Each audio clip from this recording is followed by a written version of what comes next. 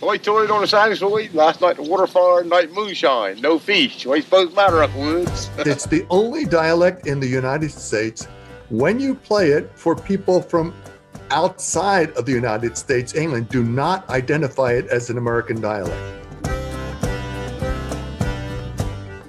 The Ocracoke dialect and several of the island dialects of the Atlantic seaboard really began in the late 17th century. There was a settlement on the island in the first decade of the 18th century, so in about 1709 or 10. The people presumably came from the southwest of England there to Virginia and settled on islands, and people from those islands traveled by boat to these islands in North Carolina and settled them.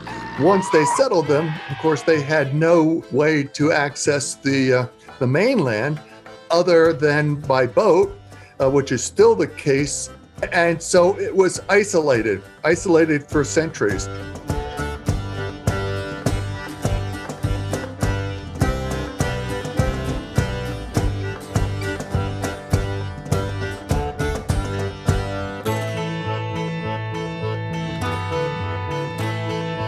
It's home, and it's special to me because it's home. We found this place, and it was beautiful.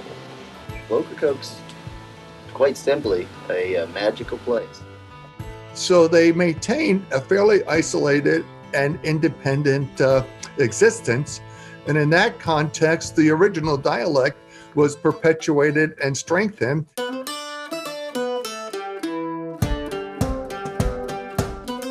There are certainly retentions of English. You know, there are words that sort of we can find in the plays of Shakespeare, like a word like mamic.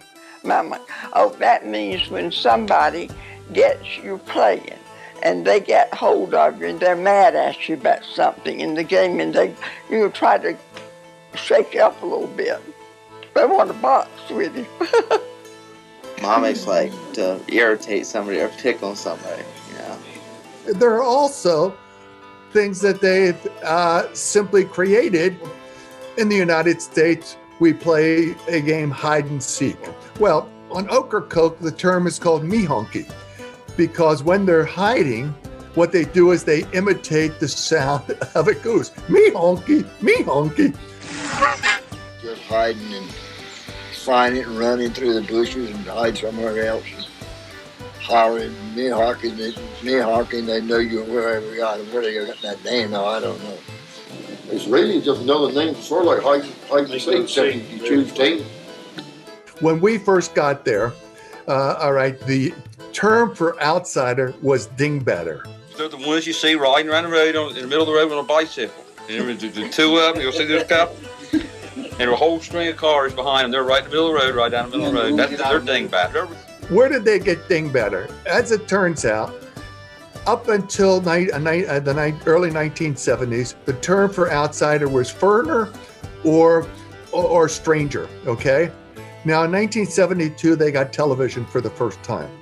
There was a famous American sitcom called All in the Family with Archie Bunker, which was on at the time. One of the characteristics of Archie Bunker, who was sort of a parody of a racist, a chauvinist, and so forth, was he called his wife a dingbat because she didn't seem to have much common sense. Okay, they saw that and said, "Oh, that's just like the outsiders here." A real true blood dingbatter, or somebody would see the car track, two car tracks going across the beach, and would go across there in a car and think that he could go where a four-wheel drive. So that is a real dyed-in-the-wool dingbatter. So in that sense, it keeps changing, but it changes in ways that are sort of similar to its circumstances, what it has and what it doesn't have and so forth. But they also have some pronunciation. The one that everybody talks about, which is why it's referred to as hoy-toy. Hoy-toy on the side of the street. Last night the water fire, night moonshine. No fish. What's supposed to matter, Uncle Woods? Because that vowel of tide is back, so it sounds more like toy. All right, so that is what they're known for. Now tell me what you said. High tide on the sound side. South side, yeah. Last night the water fired. Water fired? Yeah, that's phosphorus in the water. You ever go to the ocean, you see the old people used to call it water fire, when the water fired. Last night water fired, okay. Yeah, and the night the moonshine.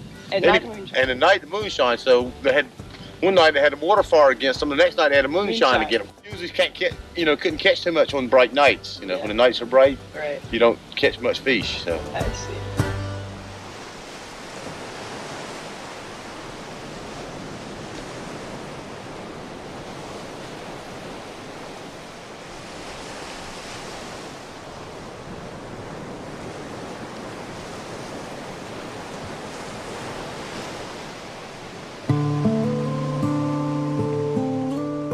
I guess a good feeling, to know that I was born and raised right here, and one of the original ones before people started moving in as tourists and stuff, you might send an original Oakocker.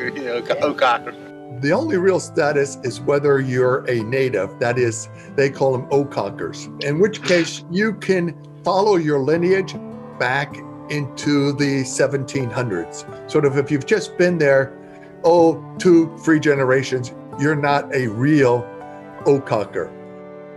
Right now, there are about 350 islanders out of a population of around 900. Also, there's more marriages between outsiders and Oakockers. And so that has an effect. And more recently, and this is really interesting, now 40% of the kids in the school are Hispanic. And that's related to the fact that the tourist industry is dependent on outside help. Yeah, and I think it's worse for the girls than it is for the boys, because the girls are kind of sort of like, they can't fish, they can't crab, and take up a trade like that. So they eventually end up in one of the restaurants or a motel, or they're on more of a day-to-day basis with the tourists and stuff. So I think they're losing it more than a lot of the boys are. I got a little kid, so he's 4 weeks old. Time he gets grown, his accent will be what they call dingbatish. I would like for him to kind of keep the same accent and heritage like we've had for years and years, but there's no way now. All this is gone.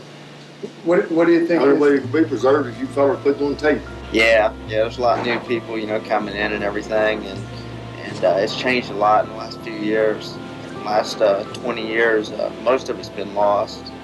By our count, people within 1 or 2 more generations, the dialect will be gone for good.